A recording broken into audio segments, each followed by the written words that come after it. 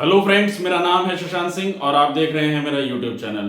तो आज का जो टॉपिक है जिसके बारे में मैं बात करने जा रहा हूं वो है हमारा evidence in support of the continental drift. Last video में हमने पढ़ा था कॉन्टिनेंटल ड्रिफ्ट थ्योरी के बारे में, किस तरीके से जो पूरा का पूरा लैंड था पेंजिया था वो किस तरीके से सारा कंबाइंड था, पेंजिया और जो गोंडवाना लैंड था। फिर उसके बाद वो किस तरीके से स्प्लिट होता है और इस तरीके से हमारा वर्ल्ड आपको दिख रहा है पूरा मैप में। तो इसके चलते हुए अब ये थ्योरी तो दे दी गई, लेकिन एविडेंस क्या है इसके। तो अब हम एविडेंस के बारे में पढ़ेंगे कि क्या एविडेंस थे। तो टॉपिक का नाम भी हमारा evidence in support of continental drift theory, यानी कि जो उसके जो साइंटिस्ट थे जिन्होंने ये थ्योरी दी थी वैगनर ने, तो उसके बाद किस तरीके से फिर चीजें निकल कर सामने आई। चलिए शुरुआत करते हैं। तो देखिए, मैंने थोड़ा थ्योरी कम लिखी है क्योंकि बोर्ड पे जगह नहीं थी, मैप दिखाना ज्यादा जरूरी है क्योंकि बिना मैप के समझ में नहीं आएगी ये सारी चीजें। तो एक दूसरे से कनेक्ट करने के लिए तो एक एक चीज को बताऊंगा और मैं मैप पे उसको समझाता चलूंगा, ठीक है ना। तो आप उसके नियर बाय एरिया को अज्यूम करते चलना, तो आपको सारी चीजें समझ में आ जाएंगी। और ज्यादातर के एविडेंस है वो इंडिया, थोड़ा अफ्रीका और साउथ अमेरिका, यहाँ की चीजों के बारे में ज्यादा डिस्कस हुआ है, तो आप उसको समझिएगा। तो पहला जो था वो था the matching of continents jigsaw fit, Africa and south America. मतलब हर एक में दो कॉन्टिनेंट्स के एविडेंस, मतलब दो कॉन्टिनेंट्स के नाम दिए होंगे, दो या दो से ज्यादा, और उन दो के कॉमन जो एविडेंस मिल रहे हैं उसके बिहाफ पे ये सारे एविडेंस बनाए गए हैं। तो पहला जो बता रहा है अफ्रीका और साउथ अमेरिका के बीच में उसकी जो शोर लाइन है वहां पे जिगसॉ फिट। अब ये जिगसॉ फिट क्या होता है? जो पजल होता है ना, आप लोगों ने बचपन में भी खेला होगा, पजल बनाते हैं ऐसे इमेज घुसा उसा के उसमें जोड़ के पूरा पजल एक फोटो बन जाती है पूरी, ठीक उसी तरीके से कह रहा है। तो जो जिगसॉ फिट है, मैंने पिछली वीडियो में भी बनाया था कि ये जो आपको दिख रही है ये पूरा कर्व और यहाँ वाला ये जो पूरा है, इसमें साफ दिख रहा है कि ये किसी तरीके से अटैच रहा होगा, ठीक है।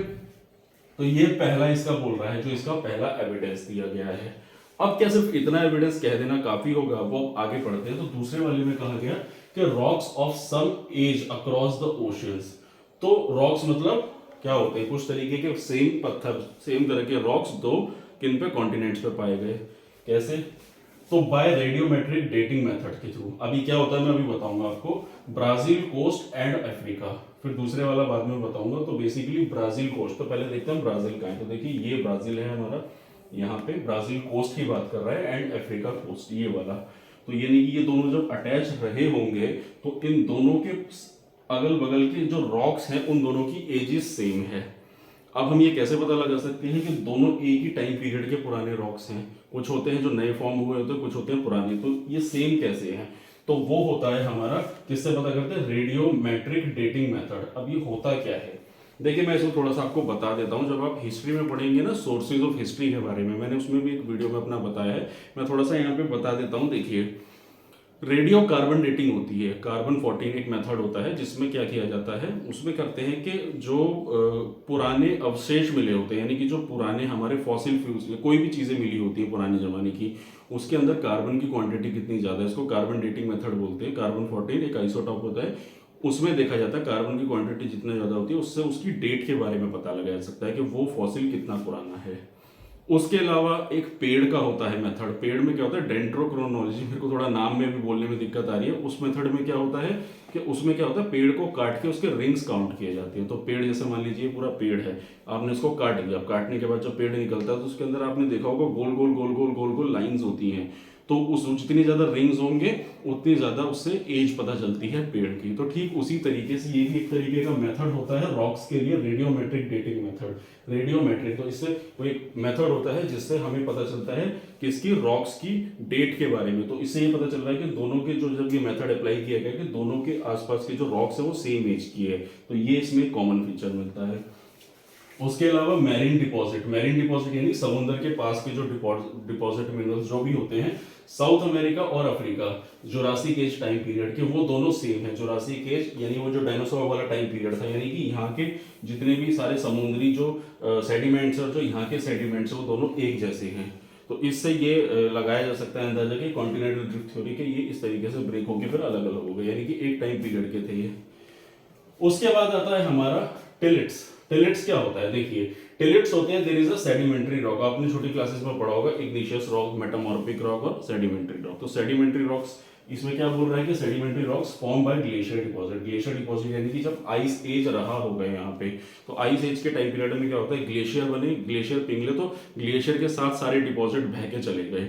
तो जो एरियाज थे, तो जो ये जो सेडिमेंट्री रॉक्स, जो ग्लेशियर डिपॉजिट होता है ना, सेडिमेंट्री रॉक्स बेसिकली क्या होती है, खूब सारे डिपॉजिट होते हैं, उसके अंदर अलग अलग अलग अलग भिन्न भिन्न प्रकार के काले पीले हरे नीले पत्थर दिखेंगे आपको अलग अलग। तो वो सारी चीजें मिलती है। तो इसमें बोला गया है कि इंडिया का जो मतलब इंडिया और उसके साथ के जो लैंड मास थे, तो जो गोंडवाना था वो साउथ में आता है और ऊपर वाला पेंगिया वो अलग था, नॉर्थ में हो गया था। तो इंडिया के साथ के जितने भी अटैच थे, अफ्रीका, फल्क, Iceland, Madagascar, Antarctica, Australia, Madagascar ये होता है ये वाला, उसके बाद अफ्रीका हो गया, ये ऑस्ट्रेलिया हो गया। तो ये जब ये सारे अटैच रहे होंगे तो यहाँ का जो ग्लेशियर डिपॉजिट था वो इन सब जगहों पे सेम मिला। ठीक, उसके बाद फिर अगला आता है हमारा प्लेसर डिपॉजिट। तो प्लेसर डिपॉजिट यानी कि rich placer deposit, Ghana coast and veins in Brazil. इसमें एक चीज में लिखना भूल गया, बेसिकली प्लेसर डिपॉजिट यानी कि यहाँ पे जो गोल्ड पार्टिकल्स यानी कि जो गोल्ड के वीन्स मिलते थे। तो ये वीन्स क्या होता है, देखिए वीन्स होता है बेसिकली, जैसे मान लीजिए ये लैंड है, तो इसमें से छोटे छोटे ऐसे वीन्स बने होते हैं जिसमें से गोल्ड डिपॉजिट अंदर माइनिंग में से निकल कर आते हैं। तो वो जो वीन्स के एविडेंस है वो मिलते हैं यहाँ पे ब्राजील में, लेकिन जो गोल्ड के छोटे छोटे सेडिमेंट्स हैं वो मिलते हैं गाना कोस्ट इधर की तरफ यहाँ पे, और वो दोनों के दोनों एविडेंस सेम बताए जाते हैं। तो ये अपना अगला होता है कि प्लेसर डिपॉजिट, तो रिच प्लेसर डिपॉजिट, इन दोनों कॉमन उसमें एविडेंस पाए गए थे। और लास्ट वाला आता है हमारा डिस्ट्रीब्यूशन ऑफ फॉसिल्स। तो डिस्ट्रीब्यूशन ऑफ फॉसिल्स यानी कि जो पुराने अवशेष हैं जानवरों के वो कॉमन जगहों पे पाए गए हैं, और कुछ ऐसे जानवर हैं जो एक जगह जैसी जगहों पे पाए गए हैं, तो वो उन्होंने अपने आप को अपने आप उस लैंड के अकॉर्डिंगली अडेप्ट कर लिया है। जैसे पहले मैं बात करूंगा ल्यूमर्स की। तो ल्यूमर्स क्या होते हैं, ल्यूमर्स आप देखो फोटो में दिख रहा होगा आपको किस तरीके से, आंखें देखो इनकी, ये ल्यूमर्स होते हैं। तो ये कहाँ पे पाए गए हैं, ये पाए गए हैं अफ्रीका, मडगास्कर और इंडिया। यानी कि ये रहा आपका इंडिया, ये मडगास्कर आइलैंड। तो ये भी देखो आप यहाँ पे भी कर्व दिख रहा है, तो इसका मतलब मडगास्कर यहाँ से निकला हुआ है।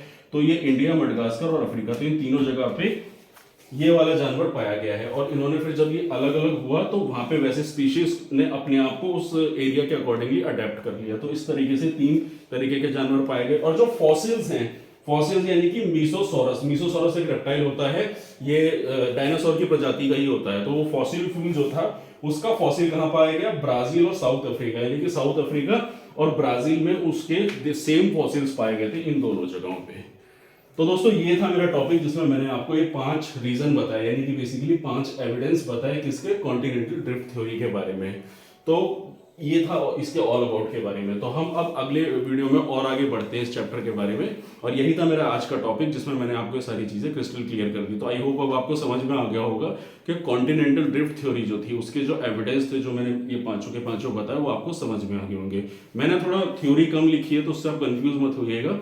क्लियर क्रिस्टल जो जो मेन की पॉइंट्स है वो मैंने सारे क्लियर कर दिए हैं।